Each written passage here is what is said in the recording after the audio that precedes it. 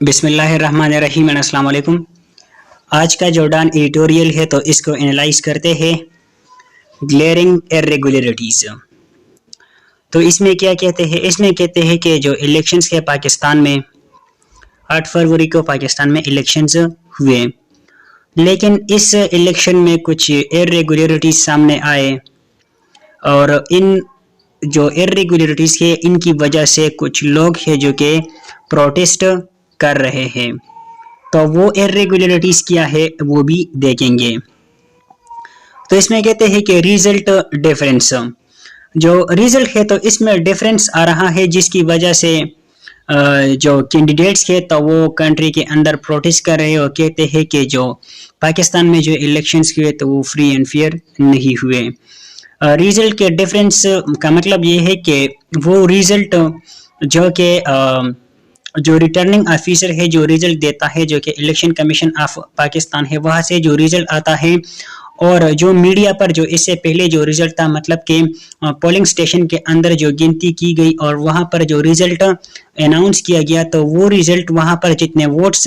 ملے تھے، اور ابھی جو ہے جو ریٹرننگ آفیسر ہے یا الیکشن کمیشن آف پاکستان ہے وہ جو ریزلٹ دے رہا ہے، تو اس میں ڈیفرنس ہے۔ تو اس میں لکھتے ہیں کہ form 47 release by returning officers.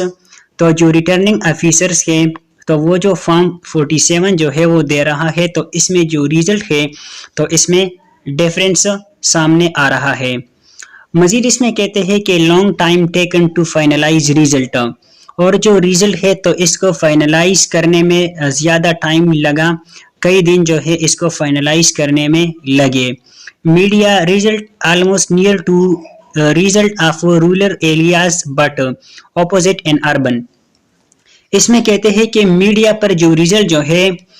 وہ ایک دوسرے کے ساتھ شیئر کیا گیا، اور میڈیا پر جو ریزلٹ جو ہے سامنے لایا گیا، ٹھیک ہے، اس ٹائم جو ہے جب پولنگ سٹیشن نے جو ہے وہاں پر گنتی وغیرہ ہو گئی اور جو ریزلٹ اس ٹائم جو ہے اناؤنس ہوا، تو جو رورل ایریاز ہے، جو کہ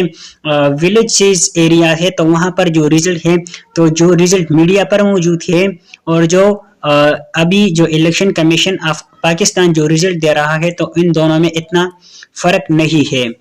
لیکن جو اربن ایریاز کے، جو کہ بڑے بڑے سٹیز کے جو کہ سینٹر ہے، تو وہاں کی ریزلٹ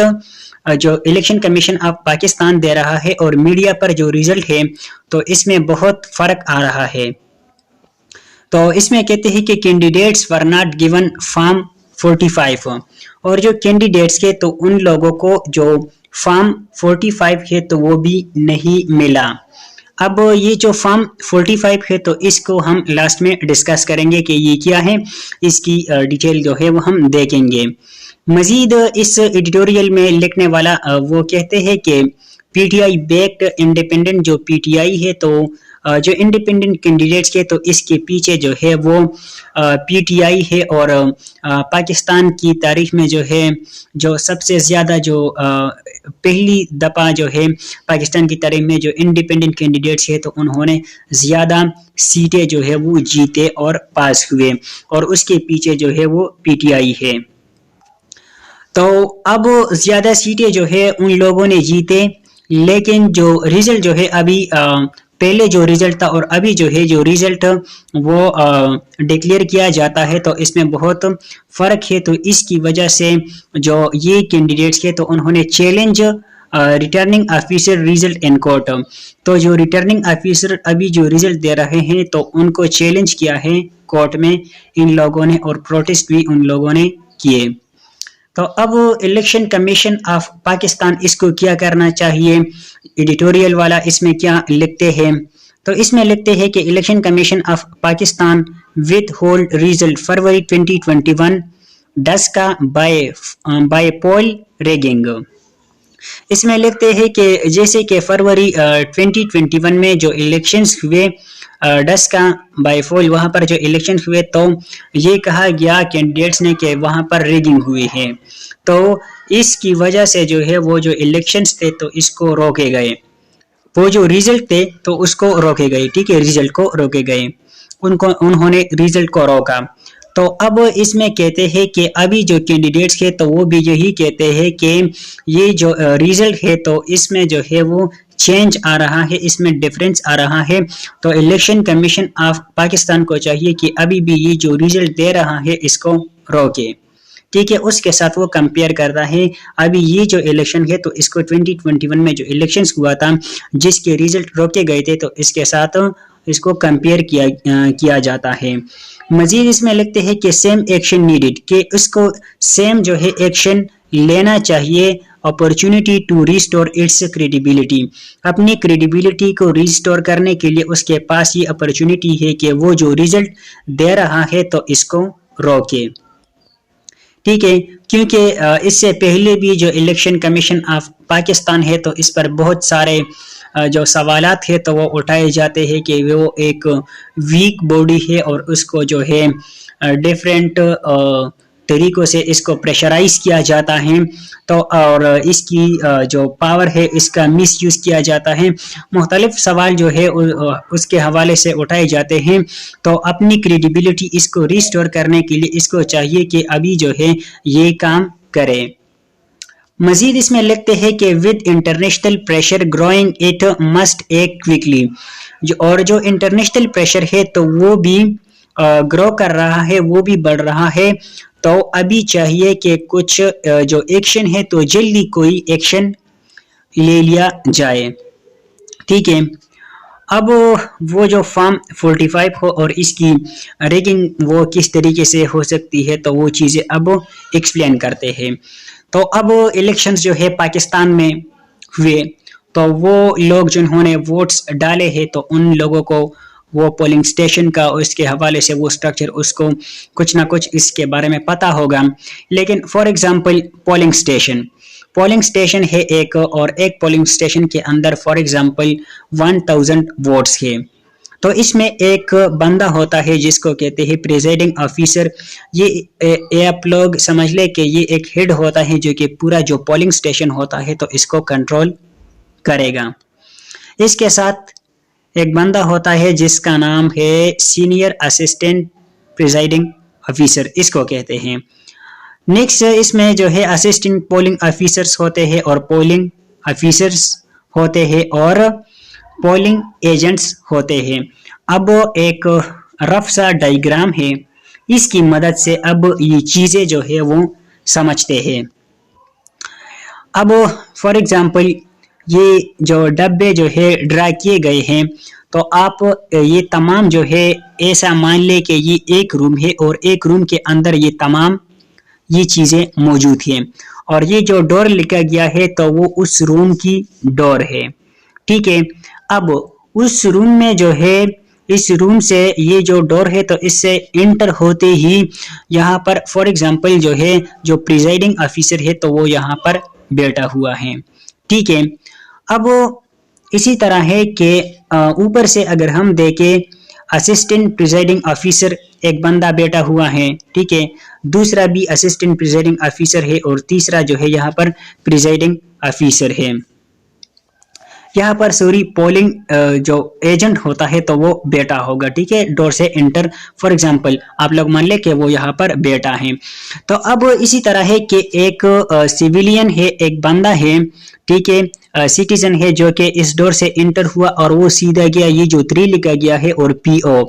مطلب کہ پریزائڈنگ جو آفیسر ہے اس کے پاس گیا اور اس نے اپنا جو CNIC ہے اس کو